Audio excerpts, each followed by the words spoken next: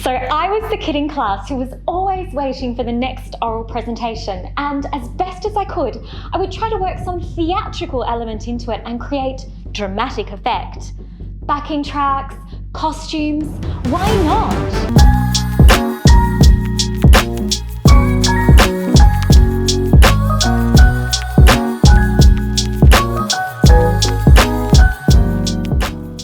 Maybe you're that person who has to go to the toilet 300 times before getting on the stage. Perhaps you're getting a stomach hernia from too many speaking exams and all the compounding stress. Or maybe you're paralyzed by the monster in your head, telling you you're not perfect enough. Or worse, are you just stopping at no and declining all the offers to speak in public? Today, I feel convicted to talk to you about one single point, and I hope you'll embrace it and hold it close. Number 1. Your feelings don't predict the outcome or quality of your performance on stage. Performance anxiety never really leads professional performers, and we know a thing or two about overcoming the intrusive thoughts and instead focusing on the game. Now, this counts for before, during, and after your presentation. When I felt at my very worst on stage, self-conscious, trembling, and scared of making a mistake, in these moments, that is when I performed the best. So, are we wasting our time and getting lost in a mirage of crippling self-doubt that's holding us back from participating in public speaking? Kenji Miyazawa says we must embrace pain and burn it as fuel for our journey. Think about it. The best speeches are emotion-fueled. This is why your emotions are in overdrive. If public speaking for an exam or presentation isn't pumping you up cognitively and getting your heart racing, you should be worried. Public speaking is the intense cardio workout for your communication, and most people didn't train for it, which is why it feels horrible. What about you? Are you panicked and anxious before a speech? Good, you're alive. We can work with that. Now it's about tactically harnessing your emotions so that you can be the most exciting person in the room and holding everyone's attention. Okay, let's take this further.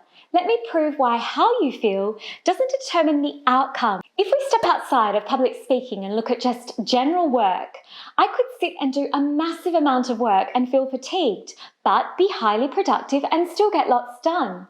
The way I thought in the process won't always predicate the brilliance of my outcome. I can work through a headache, I can work through some high-level stress and still make bank or tick off my checklist. Outcomes don't always link explicitly to how we feel, especially with public speaking. So let's cut some cognitive slack. Here are some examples. I'm pretty sure Martin Luther King wasn't feeling super comfortable when he got up to share his dream. And there's no chance that Barack Obama felt super chill while in competitive presidential debates. All humans feel performance pressure in these environments. This speaking takes effort, energy, and cognitive focus in overdrive. Now, to back up why it's so vital that you don't worry too much about how you feel, let me share with you a principle from psychology called the illusion of transparency phenomenon.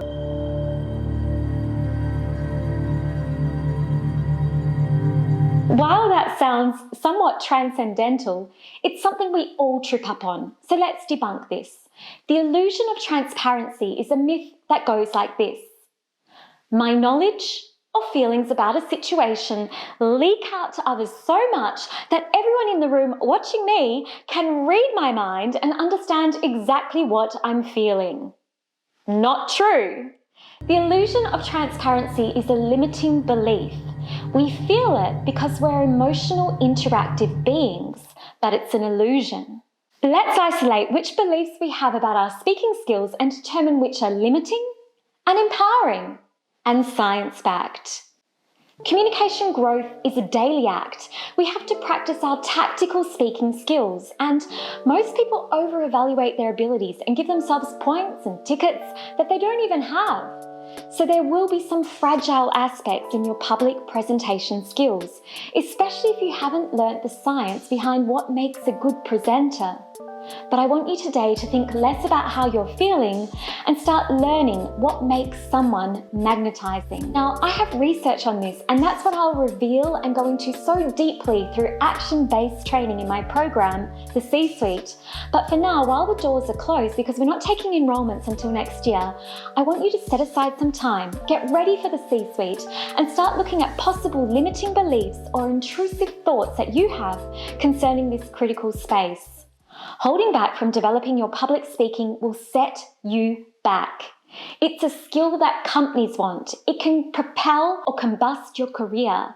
And if you build your skills as a public speaker and you've got great values and grand dreams and visions, you can change the world. Public speaking anxiety presents in various ways and at different levels. Now, over on my website, you can find a copy of the Public Speaking Anxiety Scale.